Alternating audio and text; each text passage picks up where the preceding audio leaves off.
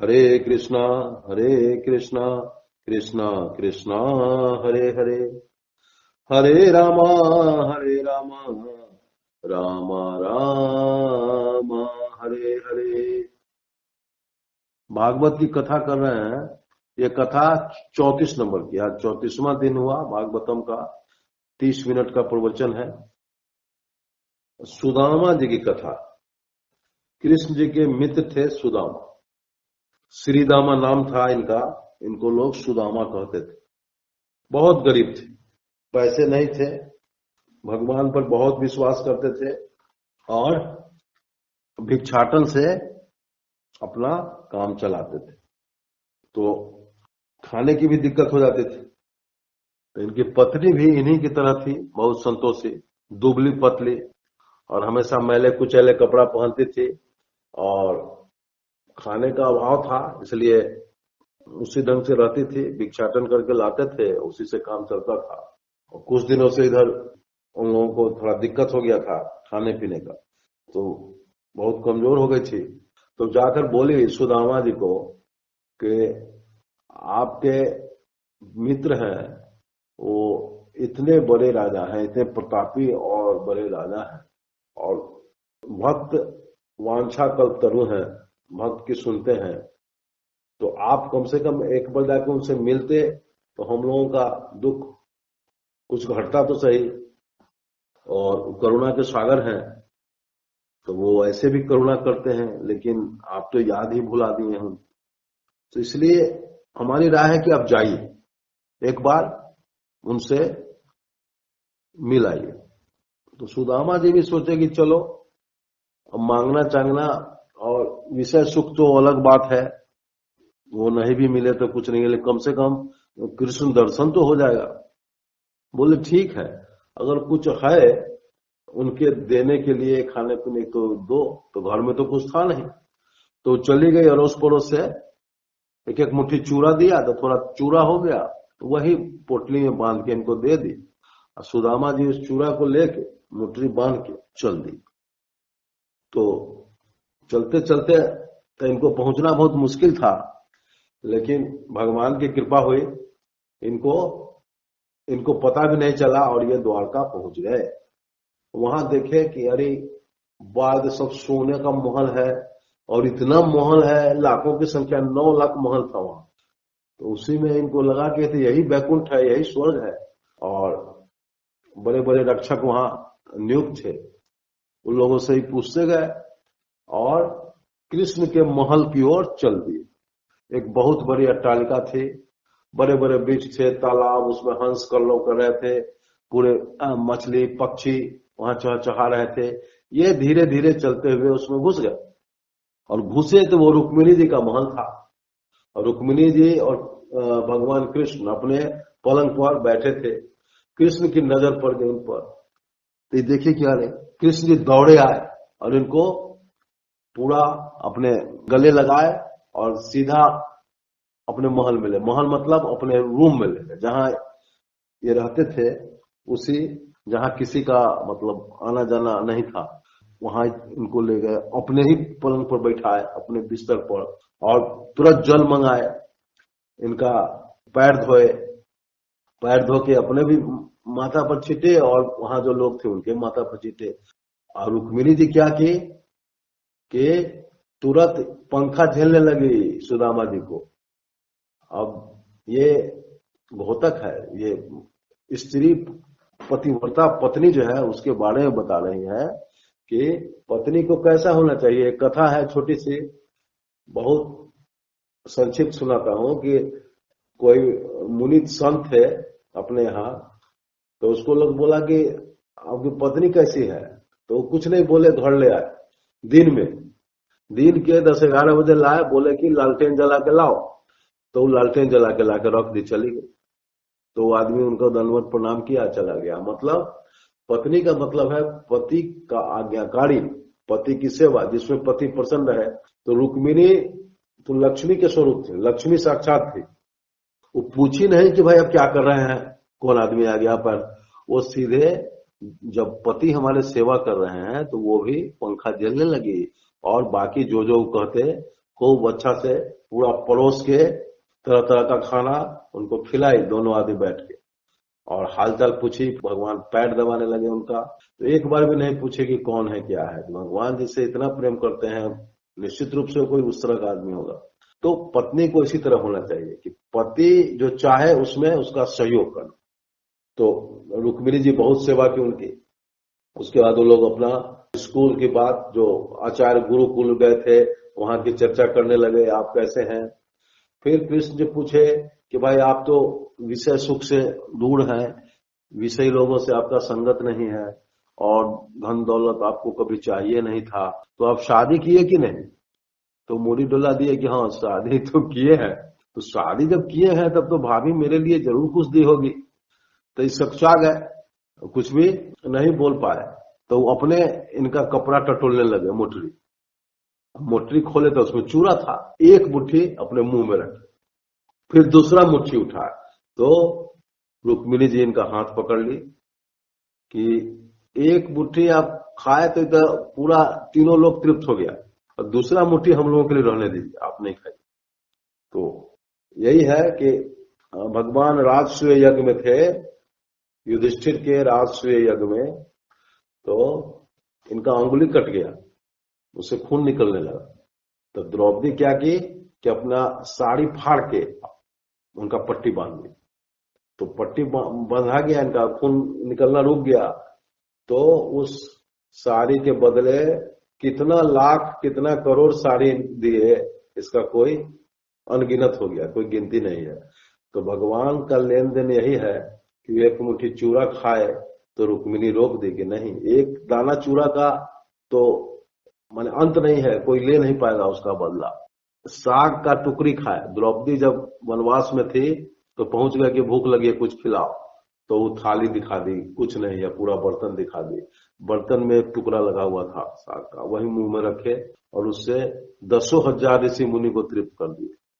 तो इसलिए भगवान को प्रसन्न कीजिए, और भगवान अपने लिए मत चिंता कीजिए कि ये नहीं है, वो नहीं है, वो घट गया। भगवान को सिर्फ प्रसन्न कीजिए, वो अपने आप पूरा हो जाएगा। इतना विश्वास रखिए, पक्का विश्वास कि कोई कमी आपको नहीं होगी, वो अपने आप पूरा संसार आपके अंदर आपके पास आ जाएगा, आपके चरणों में गिर जाएगा। तो वही उदाहरण है। तो सुदामा जी का बहुत स्वागत हुआ। उसके बाद रात में तो बैकुंठ की तरह, जिस तरह बैकुंठ का सुख होता है वो सुख भोगे, और सुबह फिर अपने घर की ओर प्रस्थान किए, अपने घर की ओर चल दिए। रास्ते में सोचते गए कि देखिए कैसा मेरा मित्र है, इतना उदार, मेरा पैर भी धोया, ब्राह्मण भक्त है, इतना अच्छा खाना खिलाया, सब पत्नी सब मिलके। वो पत्नी क्या थी, तो साक्षात लक्ष्मी थी, उसने भी हमारी सेवा की, पंखा झेला, और धन दौलत नहीं दिया वो अच्छा किया, क्योंकि वो तो विषय हो जाता है ना, उसमें अहंकार हो जाता है आदमी को, बल्ले नहीं दिया। यही सब सोचते हुए और चलते हुए फिर कहाँ गए, अपने घर। तो चल के नहीं आया तो भगवान इनको पहुंचा दिए, लेकिन इनको पता नहीं चला। तो ठीक है, तो अपने घर आ गए। अब जहां घर था वहां पहुंचते हैं तो सिर्फ प्रकाश देखते हैं। मकान सब बहुत बड़ा सोना का मकान, और उसमें रत्न जटित है, पूरा रत्न जरा हुआ है, और उसी के प्रकाश से पूरा जगमगा रहा है। और छोटा छोटा रंगीन चिड़िया सब चह चह चह चह चुचु चु कर रही है। और बहुत बड़ा तालाब है, उसमें हंस है, चकवा है, सब घूम रहा है। अभी देखे कि हम गलत जगह है। लगता है कि हम भूल गए हैं कहीं।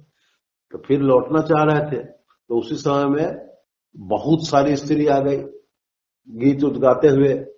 इनका स्वागत की तरह लग रहा था कि मेरा स्वागत। और थाली में बहुत कुछ रखी हुई थी, और उसके पीछे से फिर पूरा गहना उना से सजी हुई, आभूषण से, गर्दन में बहुत मोटा वो हार पहने हुए, और हाथ में कंकन आदि। इनकी पत्नी आ गई, तो आश्चर्यचकित थे, और पत्नी अंदर ले आई इनको। तो कृष्ण की याद किए कि उसके सिवा तो इस तीनों लोक में कोई है नहीं जो ऐसा चमत्कार कर सकता है, और ये कृष्ण की याद में ही रह गए। सुदामा जी अपने मित्र और कृष्ण की याद किए और उसी याद में विलीन हो गए। इस प्रकार सुदामा जी की कथा आप लोग सुने।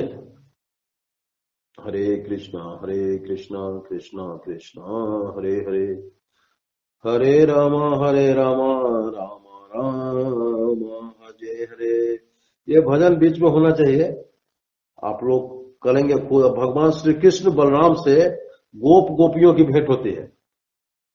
ये अध्याय 82 है। 82 अध्याय की कथा कर, स्कंद 10 अध्याय 82 की कथा। भगवान श्री कृष्ण और बलराम जी से गोप गोपियों की भेंट होती है। एक बार सर्वग्रास सूर्य ग्रहण लगा। यह अक्सर प्रलय के समय लगता है। सूर्य ग्रहण लगा तो कुरुक्षेत्र में समंत पंचक तीर्थ है, जहां परशुराम जी क्षत्रियों का जब संहार कर रहे थे तो उसके रक्त से 5 कुंड बनाए थे और वहीं यज्ञ किए थे। तो परशुराम जी के उसी कुंड में लोग तीर्थ मनाते हैं, तीर्थ यात्रा करने जाते हैं सूर्य ग्रहण के समय। तो पूरे दुनिया से लोग यहाँ आते हैं, ऋषि मुनि महात्मा तो आते ही हैं, राजा महाराजा और अन्य प्रजा भी आते हैं।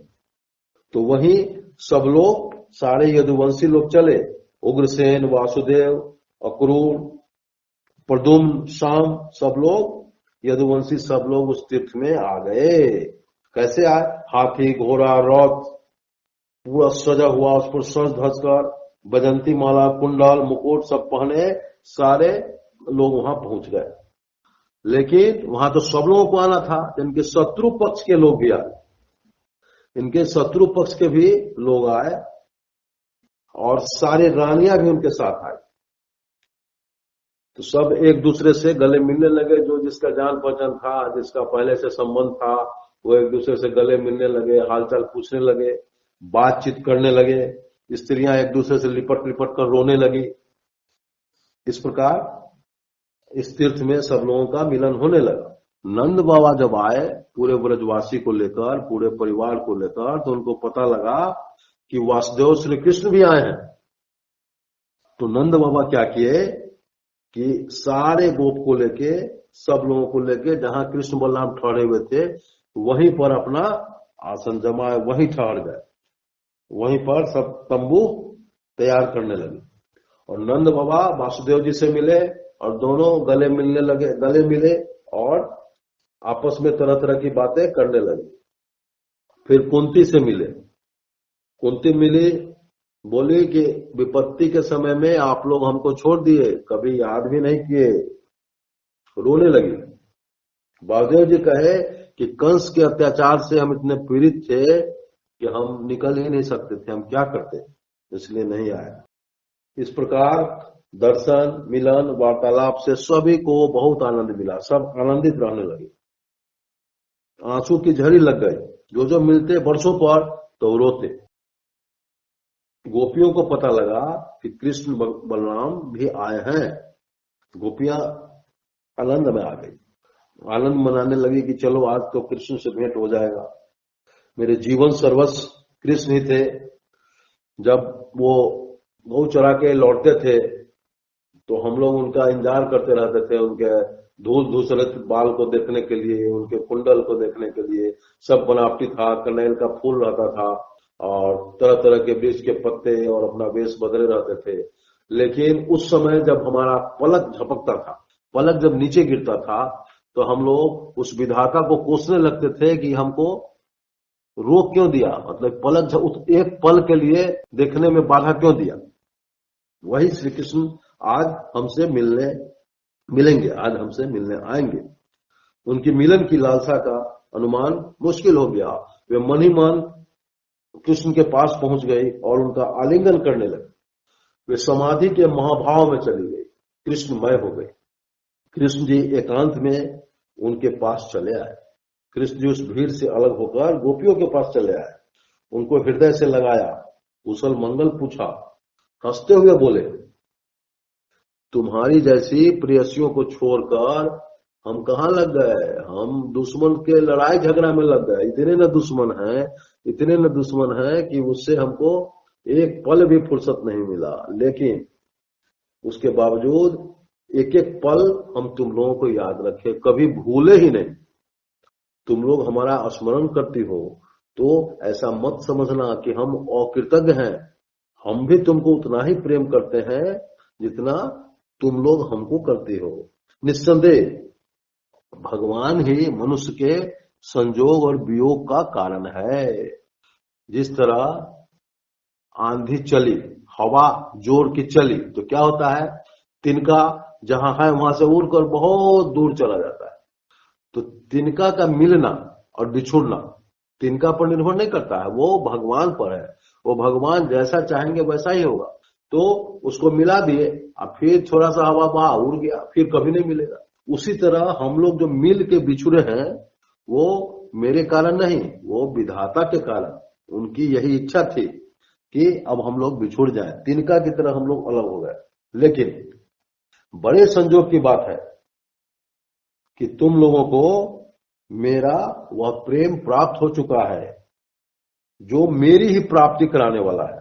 तुम हमसे अलग नहीं हो सकती हो, क्योंकि मेरे प्रति की हुई प्रेमा भक्ति प्राणियों को अमृतत्व, अमृत प्रदान करता है, और वो हम में ही आके मिलता है, अलग नहीं हो सकता। गोपियां जितने भी पदार्थ हैं, उनके बाहर, भीतर और मध्य, बाहर, भीतर और बीच में, आगे और पीछे सिर्फ मैं हूं। सब में मैं ही मैं हूं और कहीं कुछ नहीं है। और मैं क्या हूं, अविनाशी हूं, मेरा कभी नाश नहीं होता। सारे संसार, तीनों लोक का नाश हो जाता है, मेरा नाश नहीं होता। इसलिए तुम हमसे मिलोगी ही, उसकी गारंटी है, तुमको चिंता नहीं करनी है। हम लोग इस शरीर से आपस में नहीं मिले, लेकिन तुम आके हमसे मिलोगी।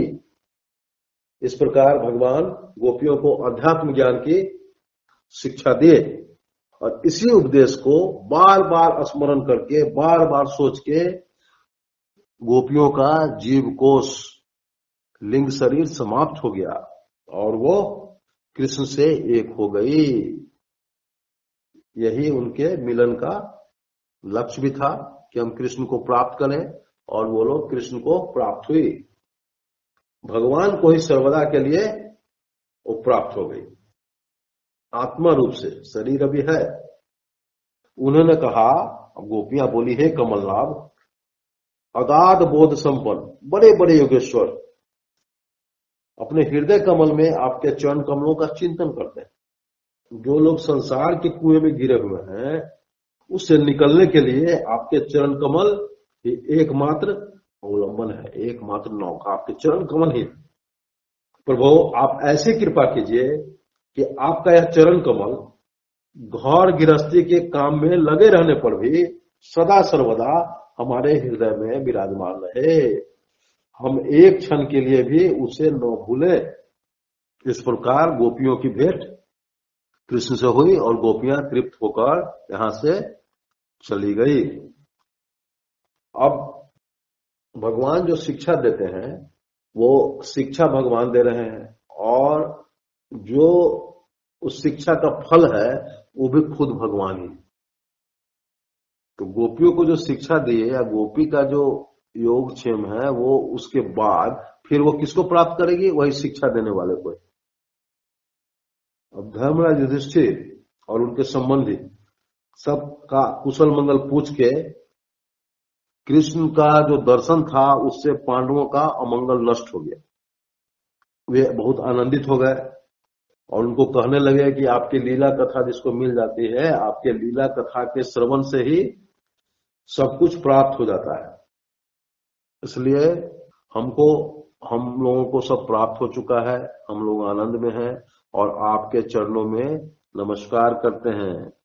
और जिस समय ये पुरुष लोग आपस में यह बात कर रहे थे, उस समय द्रौपदी जी कृष्ण जी के पत्नियों से बात कर रही थी, स्त्री से बात कर रही थी।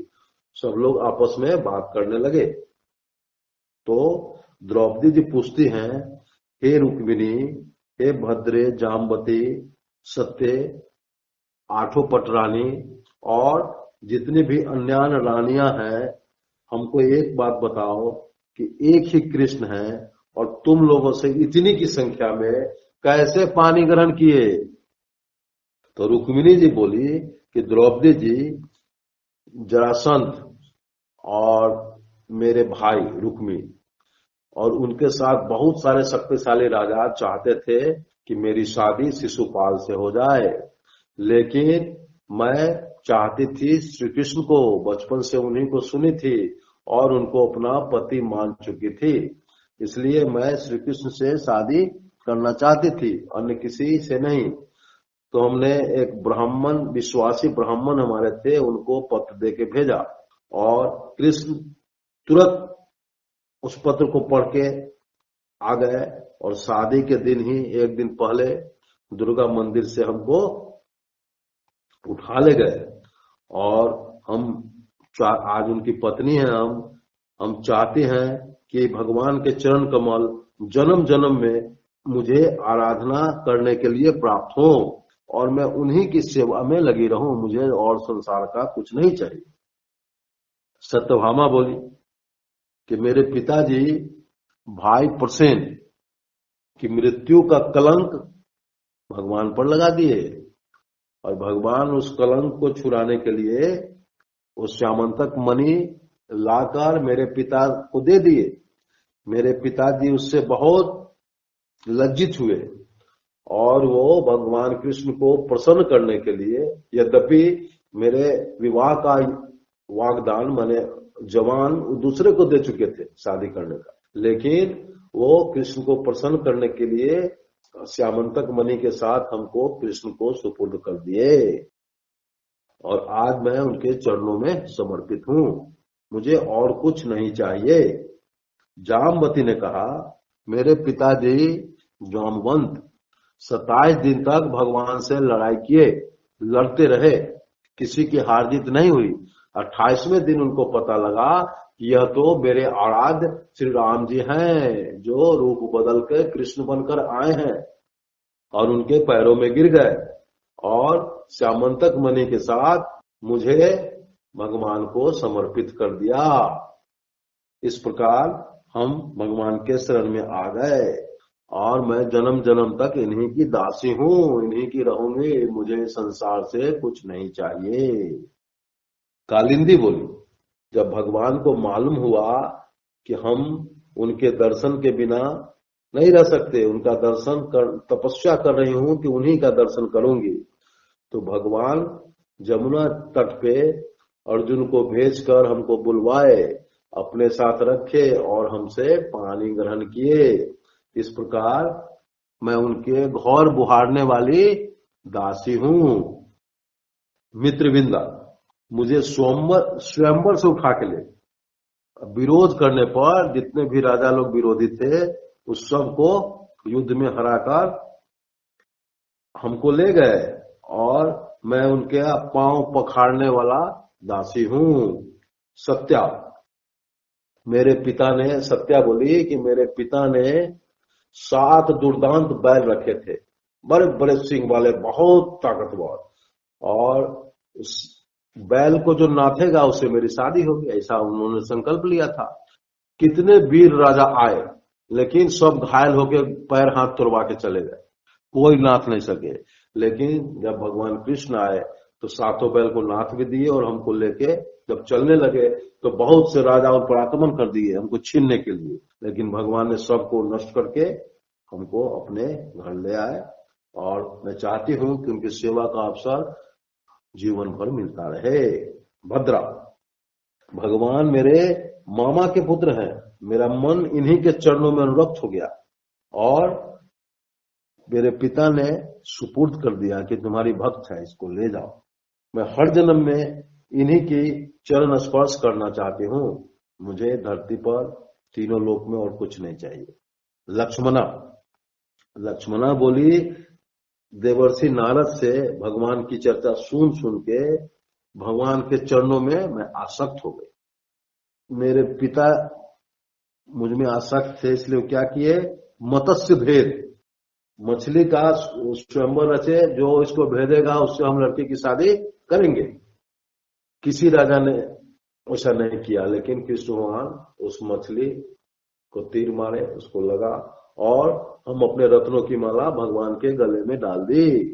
फिर सारे राजा हमको छीनने के लिए आ गए, कृष्ण से लड़ने के लिए आ गए, लेकिन भगवान ने वीरों की भांति सबको ठेंगा दिखाया और दारुक ऐसा लेके मेरा रथ उड़ा कि हम लोग द्वारका में आके ठहरे। द्वारका में बहुत सजावट थी, गाजे बाजे बज रहे थे और मेरा पानी ग्रहण हुआ। मेरे पिता प्रसन्न होकर वस्त्र आभूषण गाय आदि का दान करने लगे। इस प्रकार सारी पटरानियां द्रौपदी जी को अपना पानी ग्रहण करने का संक्षिप्त वर्णन की। भौमासुर अब जो 16,000 पत्नियां थी वो एक साथ बोल रही है, एक को रिप्रेजेंटेटिव बना के बुलवा रही है।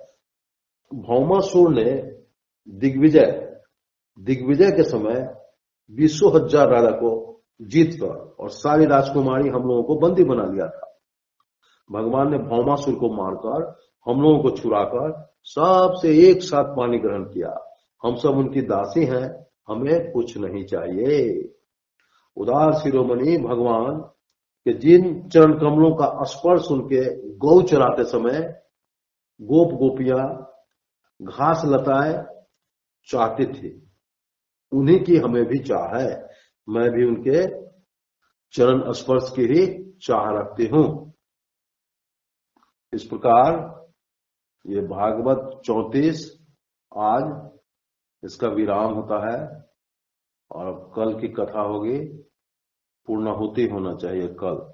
हरे कृष्णा कृष्णा कृष्णा हरे हरे, हरे रामा राम राम हरे हरे।